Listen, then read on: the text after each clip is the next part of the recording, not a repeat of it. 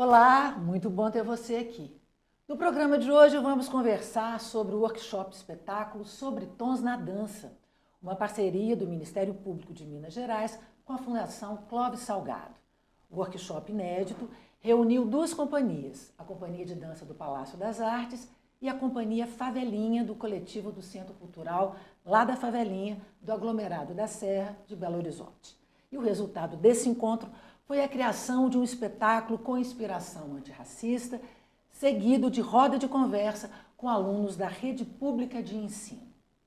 Os nossos convidados são a assessora jurídica da Coordenadoria de Combate ao Racismo e todas as outras formas de discriminação, Larissa do Vale, e o bailarino, coreógrafo e educador Maximiller Júnior, o Max, integrante da Companhia de Dança do Palácio das Artes. É um prazer recebê-los aqui na TV. Sejam bem-vindos. Obrigado. Larissa, qual foi então o principal objetivo desse workshop sobre tons na dança, realizado pelo MPMG em parceria com a Fundação Clóvis Salgado? Sim, primeiramente agradecer o convite, estar aqui participando com vocês. Então, em nome de Cris Antônio, agradeço toda a equipe do MPMG e agradeço também a presença do Max, essa importante referência artística mineira, para a gente fazer esse momento de trocas e diálogos muito especial. O workshop ele se deu por meio dessa promoção, desse encontro, né, muito sensível e potente entre a Companhia de Dança do Palácio das Artes e a CIA Favelinha, do grupo, né, do Centro Cultural Independente lá da Favelinha, fica localizado no aglomerado da Serra. Foram 2 dias de apresentações, seguidas por rodas de conversa com temática antirracista, para mais de 200 adolescentes, né, da rede pública de ensino da região metropolitana de Belo Horizonte, também do Parlamento Jovem de São José da Lapa e da Associação Profissionalizante do Menor, a ASPROM. E esse workshop ele faz parte do conjunto de ações do nosso programa institucional antirracista Sobretons. E o Sobretons ele tem esse objetivo de sensibilizar a sociedade com as temáticas antirracistas e enfrentar o racismo em suas múltiplas formas também. E a gente entende que o racismo ele não se manifesta de uma forma isolada, né, em uma dimensão isolada. Ele se dá e se atravessa e estrutura todas as formas e esferas da vida social. Então, por isso, a gente entende que combater o racismo, ele exige essas ações e atuações múltiplas e multifacetadas que são capazes de dialogar com diferentes formas e saberes, né? Como o direito, a educação, a arte, a cultura, e o workshop sobre tons na dança se insere justamente nessa esfera cultural e da arte, principalmente porque é uma proposta concreta de enfrentamento ao racismo e de reparação histórica, porque o encontro desses 2 grupos de dança, eles trazem a sensibilidade e essa força que a linguagem da dança transmite por meio da representatividade, do protagonismo, da valorização dessa cultura, principalmente cultura negra, e a Companhia Favelinha traz inclusive o funk e o passinho para fortalecer o protagonismo dessa cultura que por vezes é marginalizada, criminalizada, invisibilizada na sociedade. Pois é, Max, foi você que indicou a CIA Favelinha, né? Conta pra gente um pouco dessa companhia. Foi exatamente isso. Eu tive a oportunidade de estar atuando com alguns integrantes, né, da CIA Favelinha. E assim, a CIA Favelinha ela nasce, né, do aglomerado, né, assim, ela vem do aglomerado da Serra, aqui em Belo Horizonte. E foi por meio deste encontro que eu tive antes com eles que me deu um pouco desse start, assim, de poder convidá-los, né, assim, para estar participando com a gente, com a Companhia de Dança do Palácio das Artes. A CIA Favelinha ela já dialoga com essa temática, né, ela faz essa referência com valorização da periferia e dos corpos negros, e junto a esse encontro foi onde surgiu, assim, esse desejo mesmo de poder estar trabalhando juntos, né, porque a Companhia de Dança do Palácio das Artes é uma companhia já referência, né, assim, consolidada, né, nacionalmente falando, né, no Brasil. E a junção desses 2 grupos é que eles trabalham com temas que são urgentes, né, temas que são importantes de serem ditos, né. Então acho que essa foi a junção, assim, com relação a essa possibilidade do convite, né, essa possibilidade do encontro dessas 2 companhias. Mas como é que foi o resultado dessa junção da dança contemporânea com o funk? Foi muito potente. Foi um encontro muito potente, assim, para ambos os grupos, né? Porque a gente teve esse momento de poder dividir diferentes linguagens, né, assim, o funk com a dança contemporânea. Foi um momento de muito aprendizado, né, para todos nós, porque a gente se inseriu numa outra linguagem que não é a que a gente está habituado. Para o lado da favelinha também foi uma junção muito especial com a contemporaneidade, com o balé clássico, né? Dentro desse encontro a gente teve a oportunidade de poder ter trocas, né? Então foi muito potente porque a gente conseguiu realmente dialogar um tema que é incomum, né, para todos nós, mas com olhares completamente diferentes, assim. E como é que foi a troca na plateia? Como é que foi a receptividade? Nossa, foi muito especial. Um exercício que eu sempre tenho feito, chegando nos eventos, principalmente dos Sobretons, é observar o público, observar a reação do público, os olhares, os comentários, e também observar, inclusive, se esse público representa diversidade, né? Observar essa diversidade nas pessoas que frequentam nossos eventos é muito importante para nos ajudar, inclusive, a aperfeiçoar o próprio evento, a fim de contemplar cada vez mais um público mais amplo. E esses, especialmente, foram com os adolescentes, e aí eles estavam eufóricos, conversando, reagindo às apresentações de dança, aos debates antirracistas. E teve um momento para mim que foi muito especial, que um adolescente pediu a palavra e ele começou a chorar no microfone e dizer que ele estava muito feliz com a oportunidade de estar presente ali no espetáculo, porque era a primeira vez que ele entrava num espaço de teatro na vida dele. Então, são momentos como esse que fazem o nosso trabalho valer a pena e a gente consegue compreender, ainda que minimamente, a dimensão que o nosso trabalho tem na vida das pessoas. O Max, a arte é uma ferramenta de transformação, né? Totalmente. Eu sou uma pessoa que eu posso dizer que foi por meio da arte que eu transformei, assim, né? Ela consegue colocar a gente numa dimensão de poder refletir, né? Da gente conseguir olhar para temas que são tão importantes e isso por si só transforma a gente, né? Essa possibilidade realmente da gente olhar e poder refletir. Você que estava no palco, e essa troca dos atores, né, dos bailarinos, de quem está no palco, do artista com a plateia, é isso que acontece no teatro, né? Exato. Isso é muito potente, isso é muito mágico, porque a plateia está ali, nesse caso os alunos estiveram ali muito pertinho, né, porque é um palco, o espetáculo foi feito num teatro de bolso, então essa proximidade foi muito potente e de algum modo eles se reconhecem ali também, né, porque são corpos em que eles conseguem se identificar, né, de algum modo fazerem parte mesmo desse espetáculo, né? Então foi uma troca muito forte, foi uma troca muito potente, eles estavam realmente muito eufóricos. E também o funk, né, assim, eu acho que essa relação do funk é algo que está muito ligado a eles, né, essa juventude hoje, então acho que foi algo que realmente conseguiu conectar eles.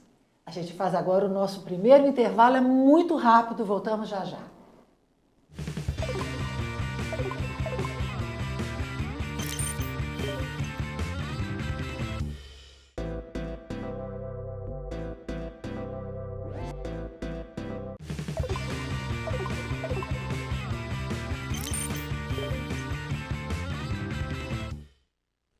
De volta ao Ponta a Ponta. Hoje conversamos sobre como a arte pode ser uma ferramenta de transformação. Larissa, por que o combate ao racismo também passa pela arte?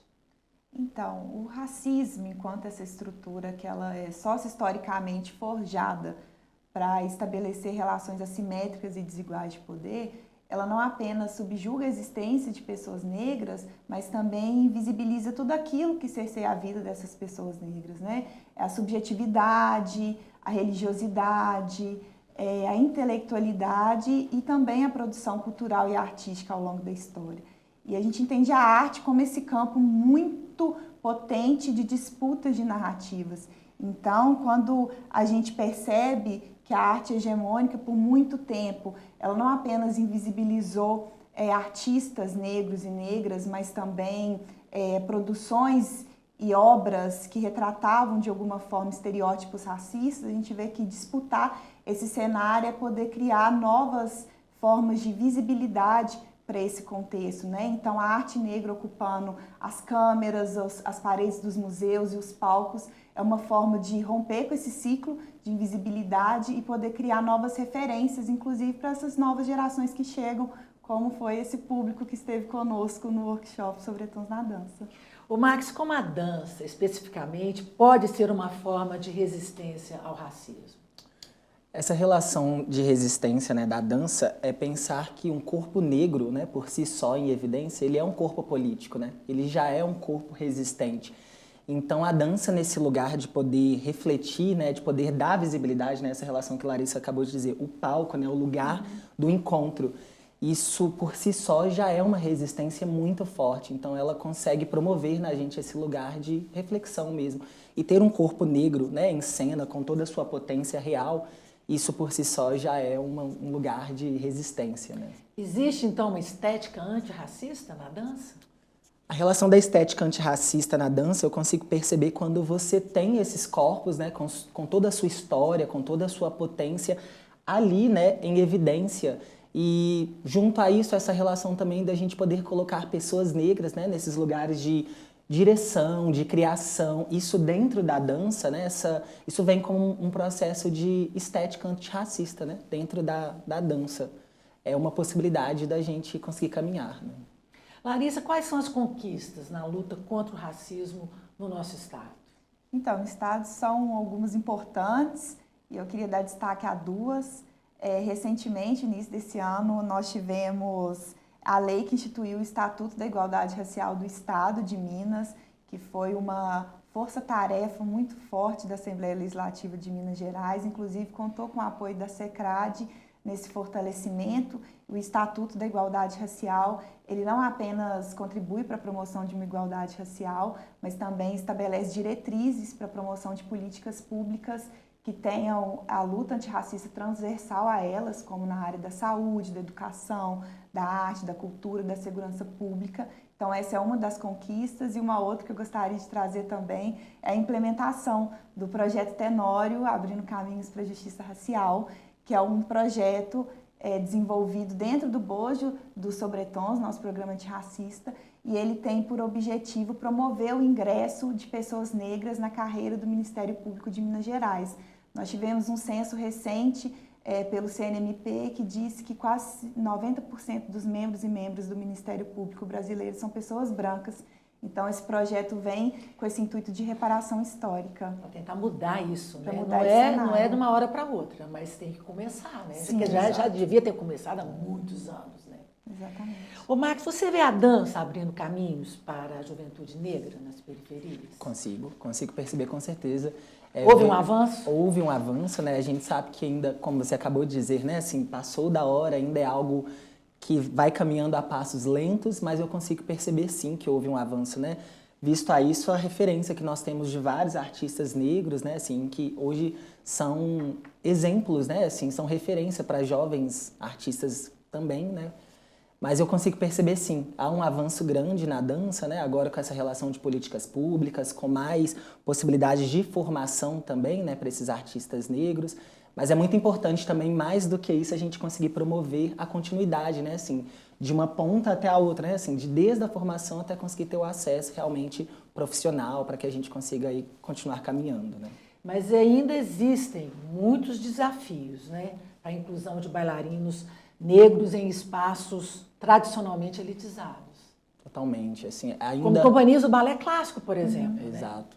Ainda a dança, se a gente parar para pensar, ela ainda é muito elitista, né? Assim, e essa relação do balé clássico, que é uma dança que ela é europeia, né? Que não tem tanta relação com a gente, né? Com o Brasil. Então, é quase como se nós, negros, né? Tivéssemos que nos moldar numa linguagem. Então, ainda existem muitos desafios, né? Nesse sentido de moldar mesmo, né? Assim, para caber dentro de uma dança. Larissa, quais são os principais desafios para o enfrentamento do racismo estrutural em nossa sociedade? Então, os desafios são inúmeros, mas um que eu trago que é elementar é que o enfrentamento ao racismo ele deve ser responsabilidade de todas as pessoas. Enfrentar o racismo não é um problema apenas a ser combatido pela população negra. É preciso que, inclusive, a branquitude se reconheça como uma raça, que ela é legatária de privilégios sociais decorrentes dessas desigualdades raciais e que, a partir disso, consiga reconhecer seu lugar social e de que modo esse lugar impacta direta e indiretamente na vida de outras pessoas. Então, como uma autora que chama Grada Quilomba nos traz, é preciso que a gente reconheça a existência do racismo, reconheça de que modo a gente está inserido nessa dinâmica de poder para aí, de fato, a gente conseguir reparar esse cenário histórico de devastação do racismo na vida das pessoas, para aí a gente caminhar para uma transformação social. Então, para mim, um dos principais desafios é que todas as pessoas se sintam genuinamente pertencentes e ativas nessa luta antidiscriminatória. Somos todos responsáveis por essa luta, né? Exato. Eu quero te escutar também, Max, sobre esses desafios.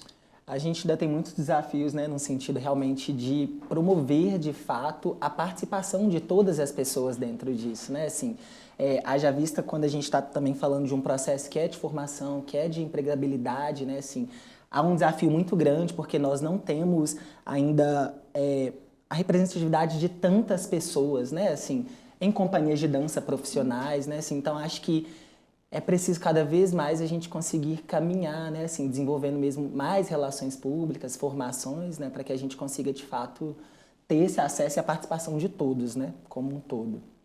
A gente faz agora o nosso segundo intervalo e voltamos já já.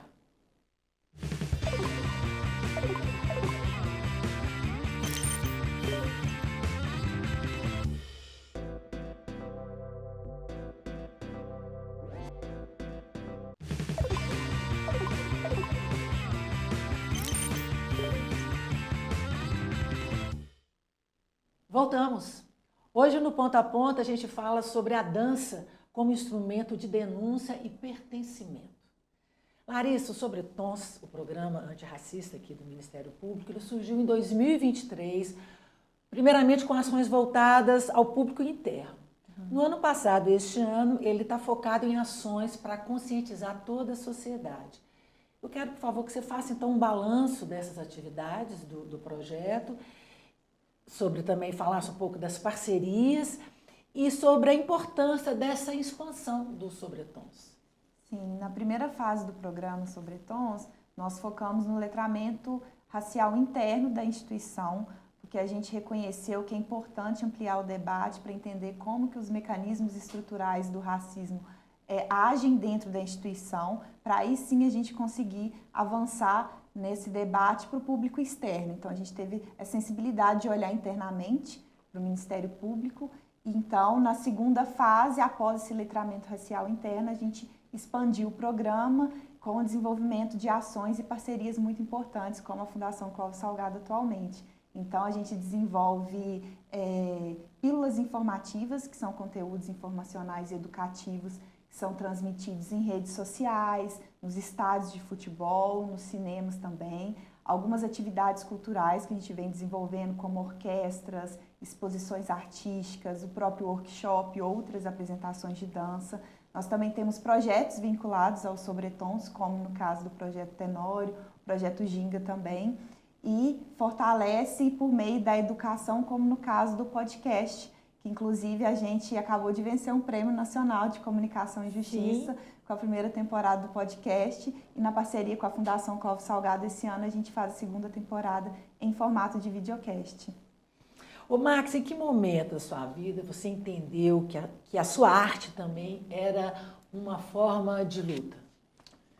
Eu entendi que era uma forma de luta quando eu subia no palco e eu tinha essa dimensão de que eu não estava ali representando só a mim, né? Mas eu estava representando uma série de pessoas, né? Toda uma comunidade, porque estar no palco é estar num lugar de visibilidade, né? É um lugar de poder.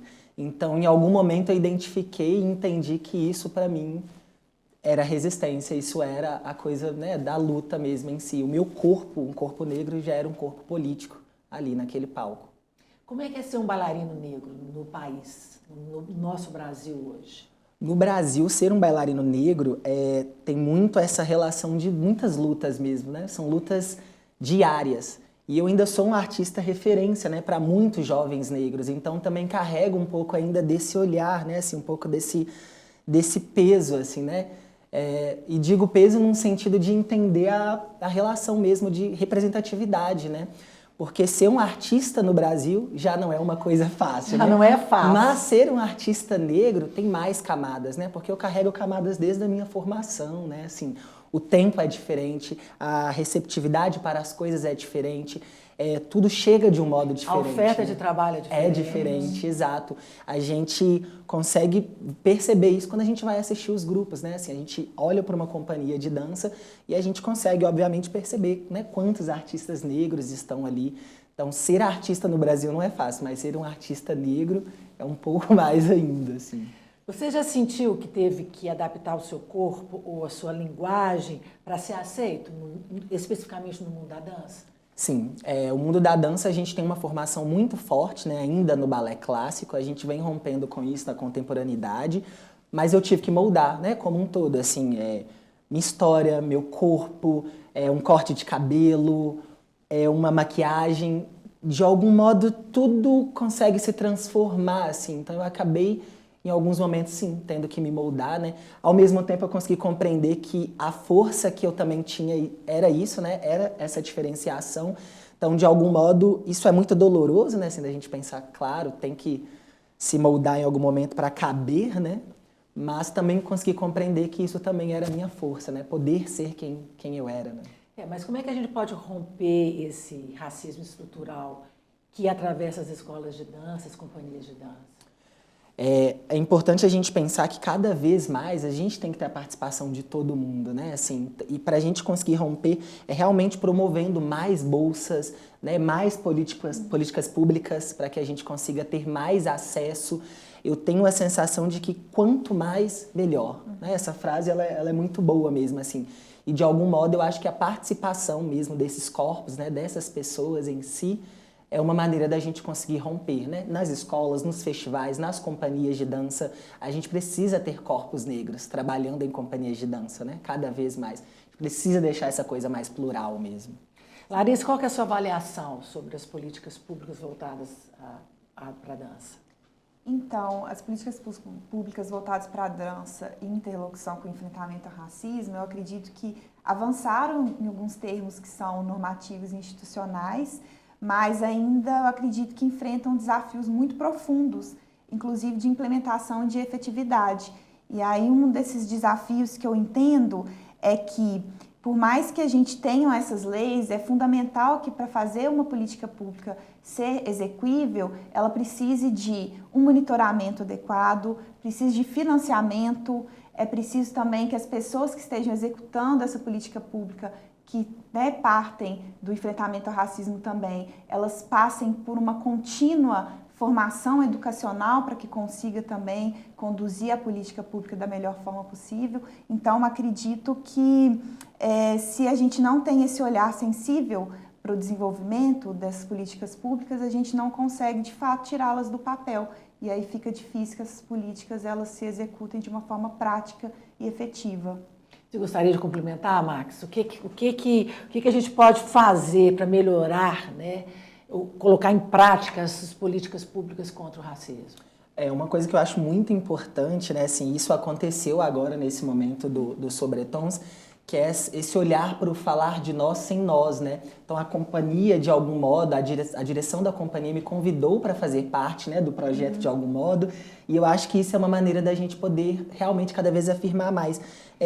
Trazer pessoas negras, né, para participar mesmo desses lugares de construção, de diálogo, né?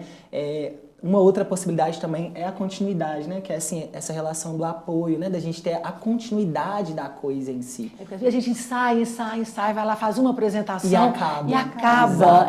É contínuo, é necessário a gente continuar realmente cada vez mais, né? Assim, desenvolvendo mesmo. Max, para terminar, o que você diria a um jovem negro ou uma jovem negra que quer dançar, mas não se sente aceito?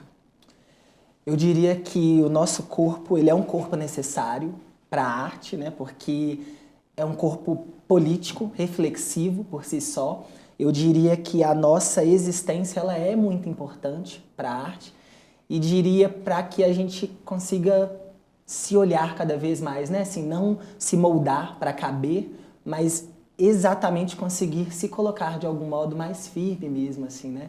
Mas eu diria que realmente o espaço não está dado, né, para nós, mas que tem uma possibilidade sim da gente coexistir, né, nesses lugares, correlacionar e pertencer sim à arte como uma maneira muito poética e poderosa, né, como reflexão e de existência. Agradeço muito a participação de vocês, parabéns pelo projeto, pelo espetáculo e agradeço também, claro, a sua companhia, a sua audiência. A gente se vê em breve. Tchau.